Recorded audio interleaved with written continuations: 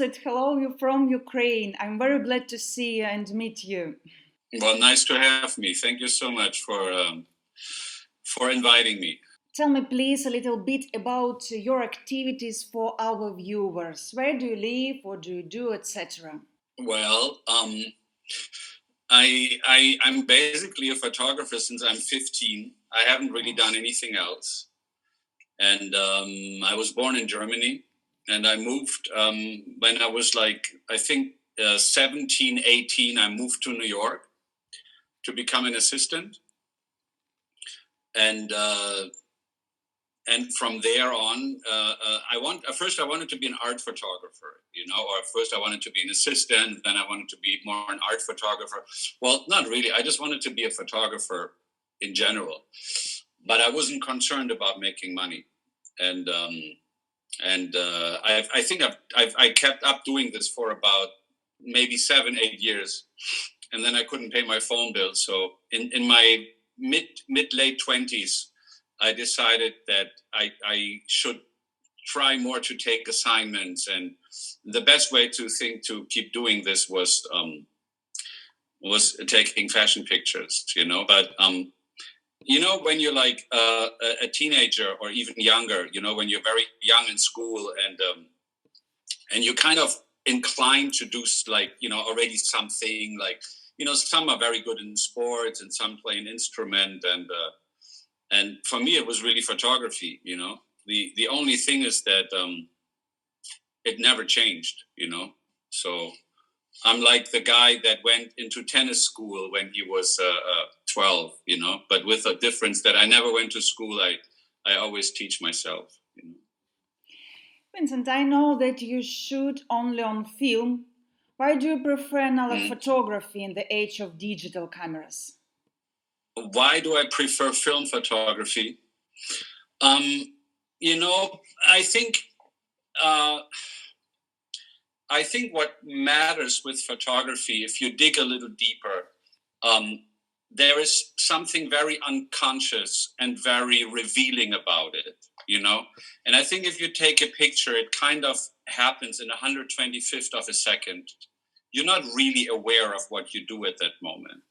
And I think photography in bigger terms, it tells you a lot about who you are. It's a very self-revealing, action or process in a way, because you're drawn to take a certain picture, and then you are you like that picture, or you edit that picture. But it's not like that a painting that you stand there for months and months, and your decision is a lot more, you're less aware of it. You understand what I'm saying? Yes. So I think there's something uncontrolled and unavailable about the process of shooting film, because you don't see the picture when you take it. There's a very classic action. I mean, obviously today we almost do it all the time with a phone. But I always see photographers shooting digital. They take the picture and then they look down and they check it. Me, I don't do that. With film, you don't do that. The moment, the shutter closes, the picture takes on a life on its own. And it's almost a bit like a pregnancy, It's out of my reach. And whatever comes back to me is partly me, and it's partly something else. Something happened in that moment. But when I take the picture, it's black and I don't see it. And then sometimes I go to Los Angeles or I go to New York and I take some pictures. And because I shoot film, I often don't even see the pictures until I get back to Europe. So it could take 10 days. So the situation is completely different. Everybody's gone back home. I'm maybe almost and I'm in a different environment. And then I see the pictures from New York. It's like, maybe 20 years ago, 30 years ago, when you look at the vacation pictures and you develop them when you're at home, and suddenly you rediscover parts of your vacation in a very different emotional way, because you're back home and it's a memory. It became something else. And that part I really like, I like not being in control of what I do. I think It's an important part of the creative process. And with digital, I don't have it because I have too much control.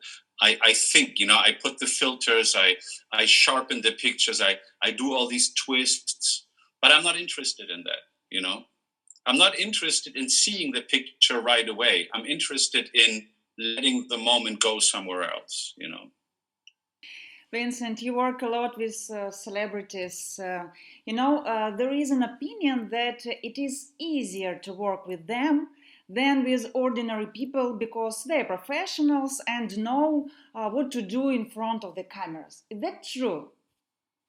It's true if you're looking for an expected result, because to stay with what you're saying also means that, yes, they are professionally faking it. They're giving you something, but it's not them. It's something they learned what to do. It's an act they play. And they know how to play that act really well because they're obviously doing it. And I think today you can see what you said is true for celebrity, but it's also almost more true for a celebrity, maybe also from the 1950s, 60s, and 70s. Because what you're telling me right now, that professionalism in front of the camera, I see it with 18-year-old girls on Instagram. When I walk around the streets and I see girls, they know exactly how to pose. They're really professional, I see that they know how to put their legs and how to turn their bodies, and they presenting a photogenic or a reproductive way of themselves. Mm-hmm. So, I think that idea that anybody could act or be photographed like a celebrity, you have everywhere. Obviously, these people do react very well on camera. They are celebrities in a certain way because, as we say in my profession, they live in the box, and I think there's people, it has nothing to do with real life. And I think we really, again, Instagram is such a strange example for that. I was in Mykonos, I was in Santorini not so long ago.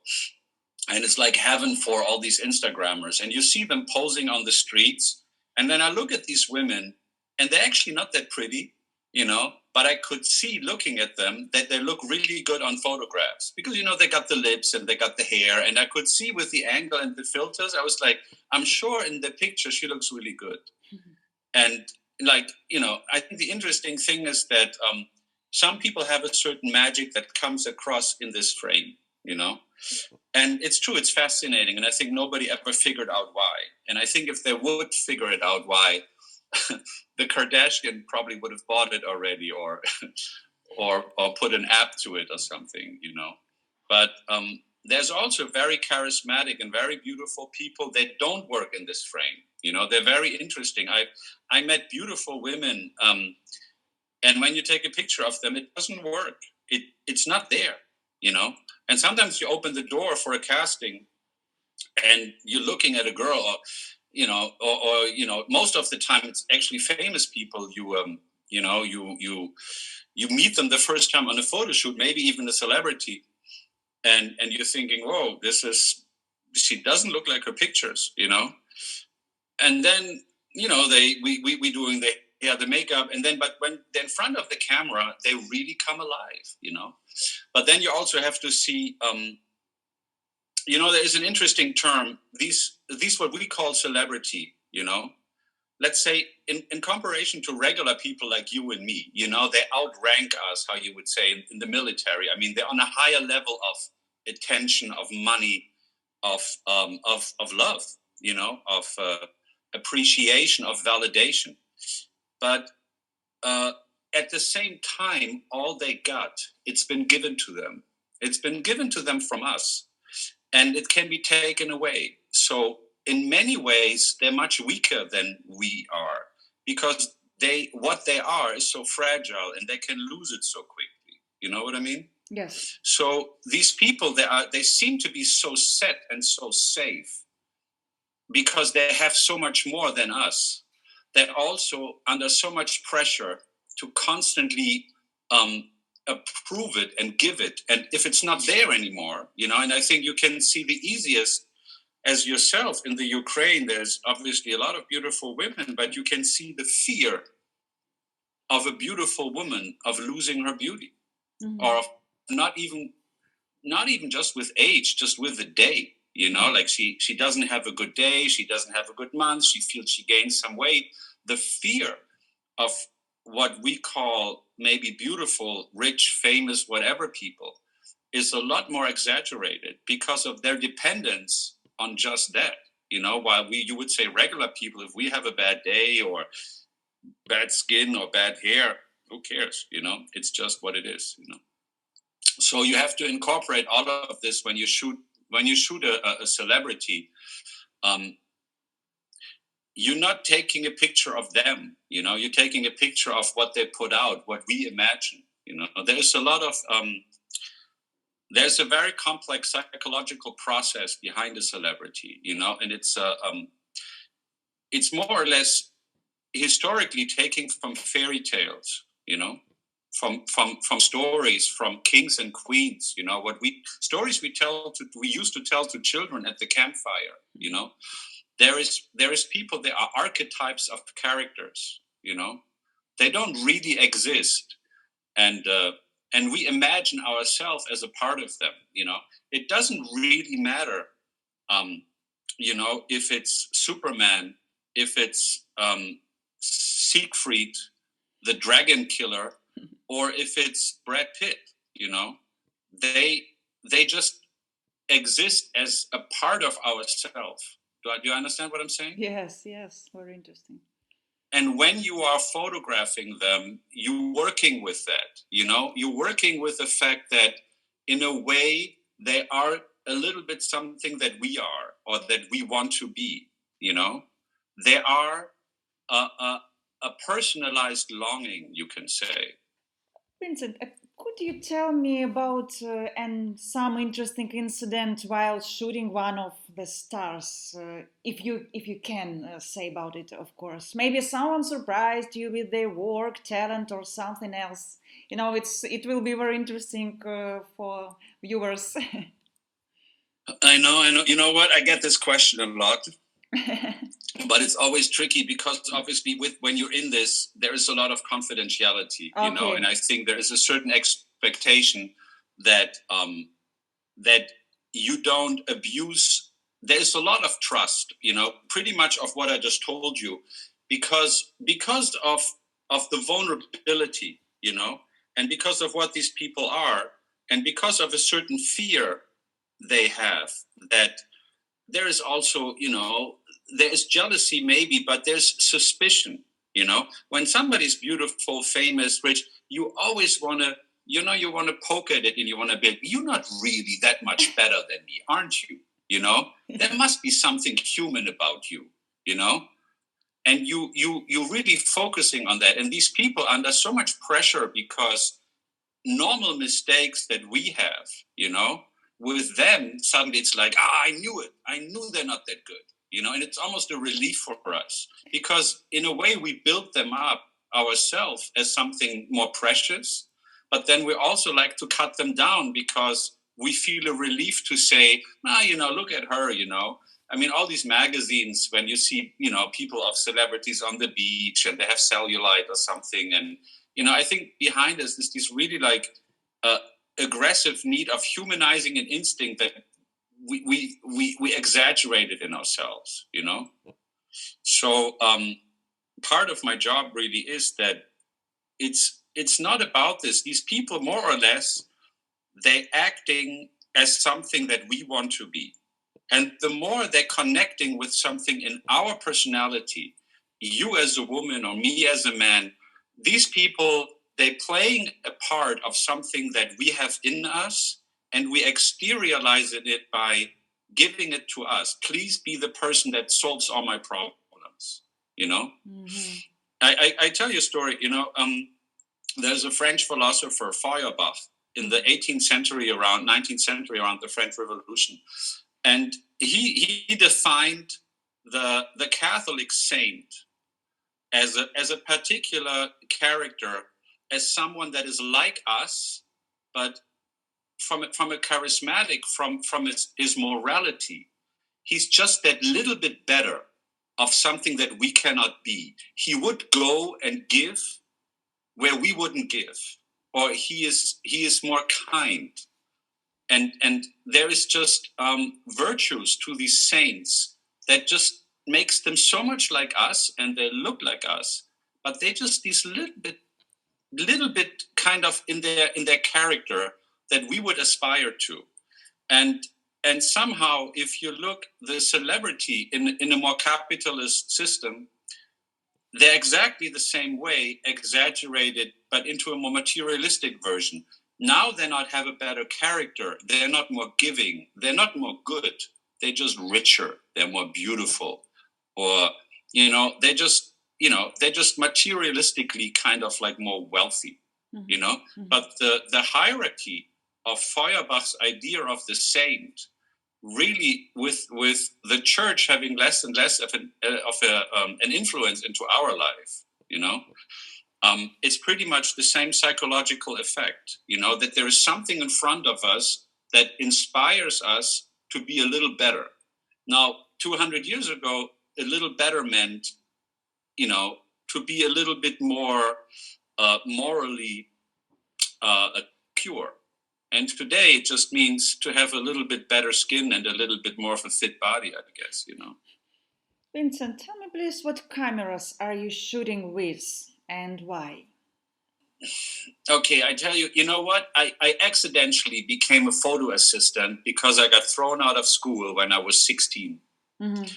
And I was on the streets, and my mother was really worried because she didn't want me to become a criminal. And so I found a photographer that let me work as an assistant, but I had no idea. I didn't know anything. But it was in Germany, and he was a nice guy. And he worked with a middle format camera called Mamiya 6.7 Pro 2. Mm-hmm. And he taught me that camera. And I just slightly understood how it works before I got fired. And you know what? Thinking about it, I don't even know how I got my first camera because I was so broke. I wonder how I got it. But I literally used the same camera and more or less the same lens since I'm 17 years old. Now I'm 52, so 51. Now I'm 51, but you do the math. There's a couple of, I remember I was shooting the Guess campaign in Los Angeles, and I wanted to be more loose. So I was switching to the Pentax 6.7, the camera from, I think in the 90s, Peter Lindbergh used it a lot. And I thought it frees me up a bit. I always go back to the Mamiya, But I think it has a lot to do with the way you shoot. How much proximity you want to use to what you shoot. If you hold the camera here, it's very immediate. You shoot, you see, you shoot. But I hold my camera like this. I look down. So there's one step in between me and the subject. So it slows things down. If I go for a bigger format, it slows, the camera might be here. I might stand next to it. It slows me down even more, So I think it calms down the image. It makes me think more about it. And if I shoot like this with the iPhone, I'm very quick. But at the same time, I'm not very maybe composing my shot, So for me, the two-step is a good way of working, I realized. I don't know if it's the best way, but in the end, it's all I know, I don't think technical means are very interesting in photography. I'm not a technical photographer. Mm-hmm. Can you try Hasselblad or Rolleiflex? They have the same mechanism like the Mamiya. I think so. I think, the reason why I got so attached to the Mamiya is because it was really good. I don't know if you know that it has the flip back. Mm-hmm. You can flip from horizontal into vertical. And, it used to have the Polaroid back. And I don't know if you remember, but there used to be the Polaroid 664 with a negative. Mm-hmm. Or was it 665? I think it was 664. And I used to shoot a lot of, I always liked that first shot A lot of times it's very good. Today, honestly, it doesn't exist anymore. But a lot of times when you're checking the lighting on set, you have a very improvised first Polaroid, and there is some quality to it that's really nice, because, the hair is not that, the model is not warmed up yet. A little bit like you say with a celebrity, she's not really in the pose. There's something very spontaneous to it. So I always like to shoot Polaroids, Vincent, what are the current trends in the promotion of film in world photography and especially in commercial photography, in your opinion? Well, I think photographers always have, I think there is a cultural fear that we all share in a very strange way, of being left behind. And I could tell you a long story about it, but I think because you guys are in Russia, right? Ukraine, near Ukraine. So, but I think one of the driving forces in capitalism and one of the successes of it is the fear of being left behind. There is an interesting term it called dynamic stabilization, and do you ever see the movie Alice in Wonderland? Yes, sure. Sure. And in Alice in Wonderland, there's an interesting line from the Red Princess. And the Red Princess says to Alice, in this country, you have to run very fast to remain at the same spot. Uh-huh. And if you think of that metaphor, it has a lot to do how we live today, because we always feel if we don't get more, if we only have what we have today in 1 year, it's not enough anymore. You can see it in a very stupid example with Instagram. We always have to get more followers. We always have to discover new places. But it's the same for the GDP of a country. Everything is based on growth. We have to grow. We have to grow intellectually, economically. And to go back to your question before I go too far away from it, I think the camera, I used the camera for my father for a while. And it hasn't changed. It was an old, and so besides my Mamiya, because it was my dad's camera, I used to shoot with a Nikon, and it was 30 years old, and it shows you how little photography really progressed. And I think the day digital photography hit the market, everybody had to do digital, because there was this time where you say, "Oh, you're not shooting digital? Oh, you don't know what's going on, right? I mean, everybody's doing digital." And I think every photographer suddenly felt he had to go to the client and tell him, "Oh, I'm a digital photographer. Like I know what's going on." But I think there's an example from the 1980s when all the expensive watches, they started going from mechanic to quartz. Mm-hmm. And they did it for about 5-7 years. And then suddenly they all switched back to mechanic. And today, if you want to have a really expensive watch, I guarantee you it's going to be mechanic. Because suddenly it becomes a seal of quality. And I think after this huge digital wave through the professionalism, the digital hit the amateur market, and now it hit the iPhones, obviously. And I think there is no more real quality to it. It's very hard to maintain it. So it becomes a little vulgar. Everything that's too accessible is vulgar, So I do think when I talk to the labs that film photography is definitely a lot more commercially used today than it was 5 years ago, when people really thought it would be over. And there's another part of where you can, that everything related to records, mm-hmm. Are the most selling musical items on Amazon and eBay are record players and records, even CDs, Mm-hmm. So I think there's this moment where you all want to be a part of something, and it's the fashion. But then people realize, do I really want this? It's a bit like a haircut, you get it because everybody thinks that's the moment. And then 2 years later, you're thinking you might look pretty stupid and you might go back to the haircut you had before, you know? So, but like I said, look, I might not be the best guy to talk about it. I still think personally that from a really quality point of view, film is a much more, a much higher defined carrier of information, you know? Mm-hmm. And you will not get this with digital, you know? If you look in black and white, if you shoot into highlights, if you shoot into the sun or into a light, you know, there's no texture there. There's nothing, you know? With film, you have the grain, you got texture. It has a life on its own. It's organic. And, you know, I think digital is not there yet. Digital, I think it works if you're in a studio and they can mimic film. They can make it look like it, you know? Why make it look like it, you know, if you can have the real thing, you know?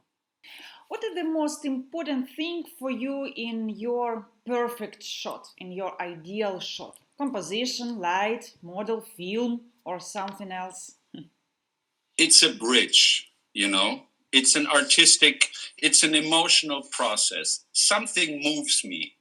And I may not even really know what it is, but something moved me and I wanted to share it with you.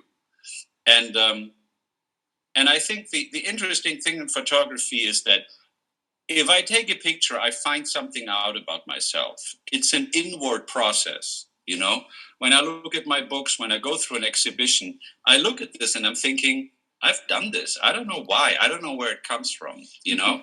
It's somewhere in there.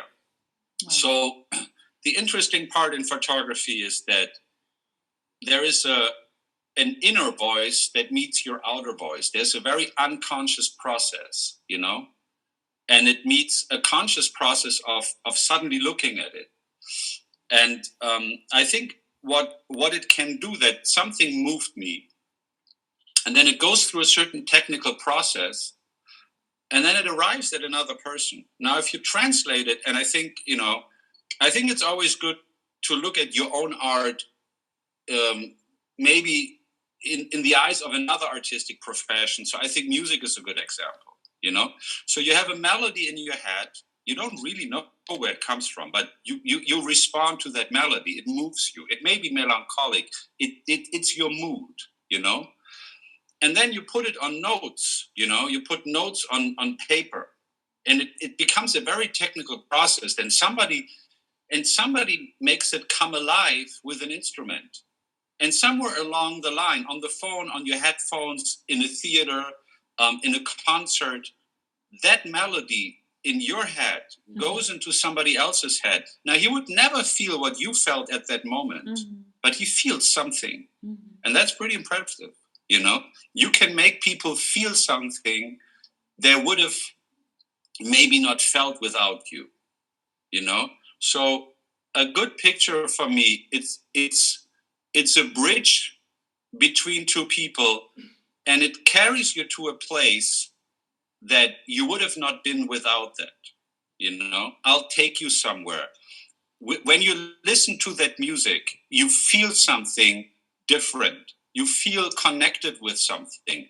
Maybe yourself, maybe your past, maybe another person, somebody you kissed, somebody you lost. And the person who wrote that music, he had no idea about it, but he was able to connect you with that moment.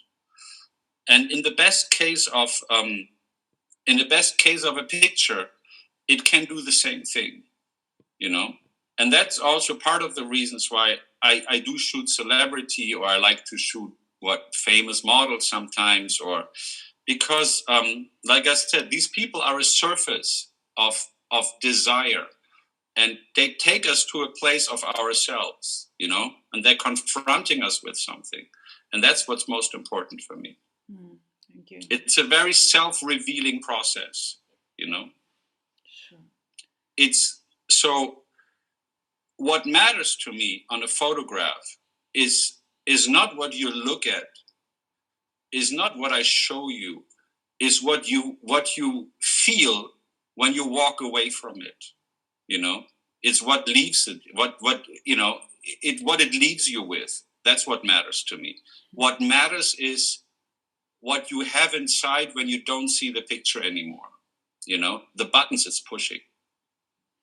The last question, Vincent, let's imagine that I'm your student on photography, of course. What are the very first important things you would explain to me about photography? What should I know at the very beginning?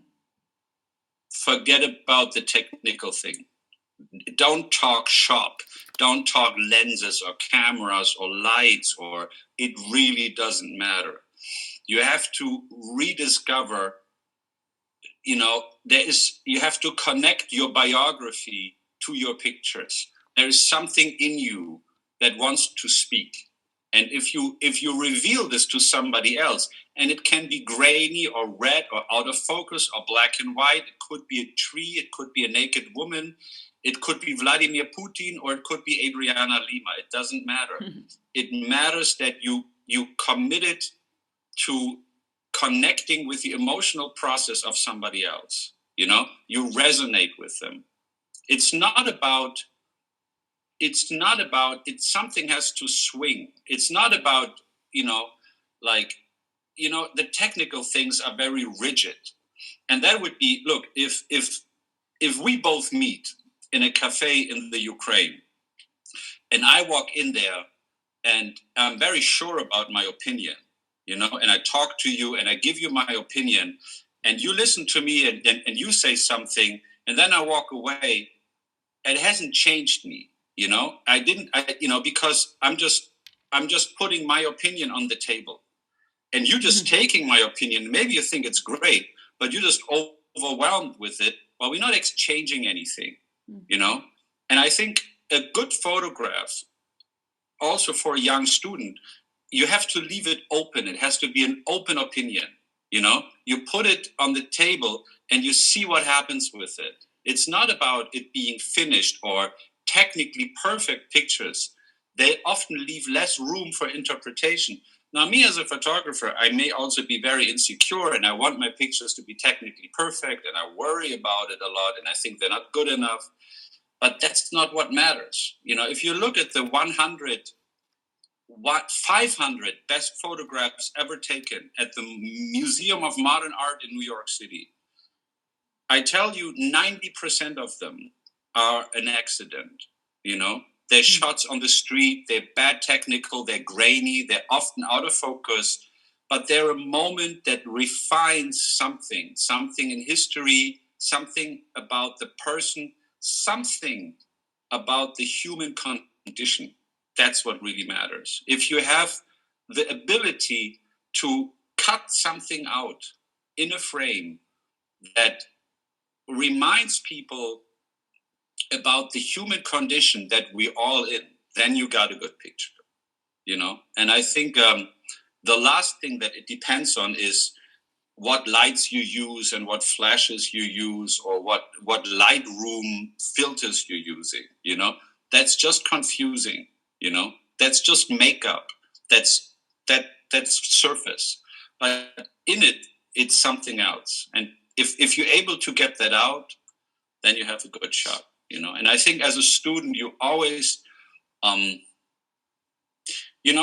look, today everything is so technical, but the quality of a photographer is to resist, you know, to not dive into it, to not exaggerate everything, you know? Me in Ibiza right now, sometimes, you know, look, I go outside, it's a sunny day, and I take a picture with my iPhone, you know, and it has nothing to do with what I see. The quality of it is so perfect, it's so exaggerated. The colors are so saturated, there's contrast in it. The camera is giving me a complete fake vision of the moment. Now, it's a very impressive moment, but it's not soft. It's not, you know, it's just there. It's there to impress others, you know? Like I said, it's like you throw your opinion on the floor, you think you have a great opinion, but you're not walking away with anything new. There's no exchange, nothing swings. Does that make sense? Mm-hmm. Sure. And I think what's so important is these are means of communication, you know? And again, if you would be my student, I say, look at the photographs from the 1910 to 1940s, and see the sensibility in there, the way they show a human face, the way it works, the way it's arrogant, the way it deals with life, Look at the pictures from Richard Avedon from the 60s, It's all about the human condition. That's what's touching us. And, look, Avedon used daylight most of the time, Yes. Thank you very much, Vincent. It was great pleasure for me. You're welcome. Thank you. Okay, thank you. I mean, I'm not, I'm in Ibiza right now because of the Corona thing, because I'm hiding here, And when this whole thing started, I was in New York when the problem started, And then I left New York because I felt it didn't feel good being there, I knew it. I think New York got hit really bad. I haven't been there for a year right now. But 1 year ago, I was living in New York. Yes, but we all hope that this year, next year, will be better situation of the world. I think so, but I tell you, for photography, I think it's not going to be easy, because I think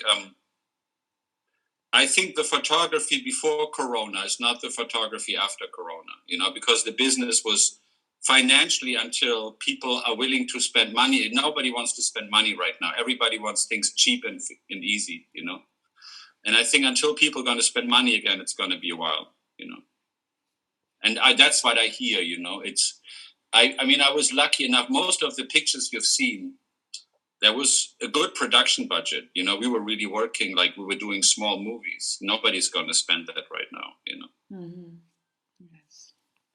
And when I go to Los Angeles right now, I'm actually going to work on a movie. I'm not going to work on photography, because in movies, the budget of expressing yourself is so much better, I'm sorry, sometimes I go a bit left and right, but I think it's good to understand that, photography it's such a, intense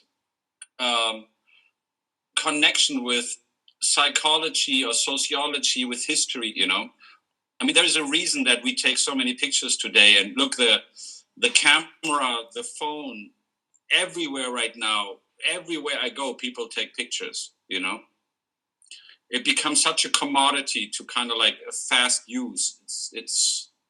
It's very fascinating, and people feel they need to photograph everything,